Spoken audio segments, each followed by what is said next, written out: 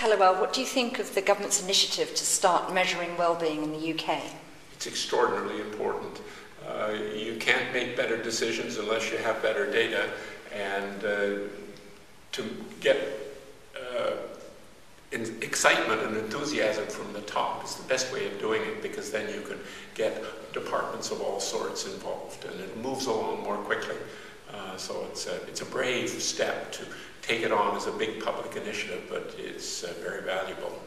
So the measures are one thing, but the real crunch comes when we actually use it to inform public policy. So what do you think are some examples of where using well-being measures lead us to do things differently and maybe better? Well, we've just had a seminar here which was very helpful, with reports back from people in Tyneside and other areas and types of institutions where thinking about the results you get from well-being research, even before the current data are in hand, almost every policy is made differently. You think about building up the positive side of life and not just repairing the negatives. You get people to connect with each other more than they otherwise would have done in all levels of government. It's easy to see how government initiatives and policy delivery either make it hard for people to connect with one another or make it easy. And some of the examples that were discussed had to do with old folks' homes. Some of them have to do with schools, others have to do with delivery of medical care. Libraries, you name it. There's not an institution that wouldn't be run differently, from the prisons on up or down, when these well-being principles are taken into account.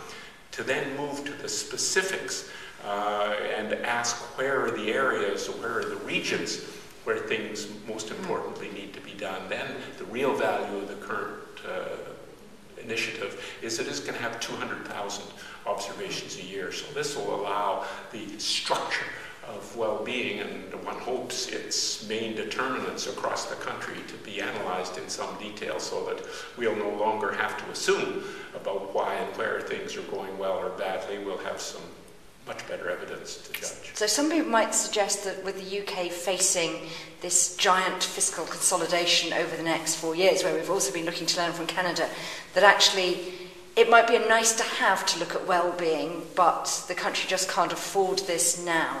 So is this actually relevant in a time of this sort of fiscal consolidation? Think of it as investment. If we had known in the mid-90s in Canada what we now know, that fiscal consolidation could have been achieved much more cheaply and with much less loss of well-being.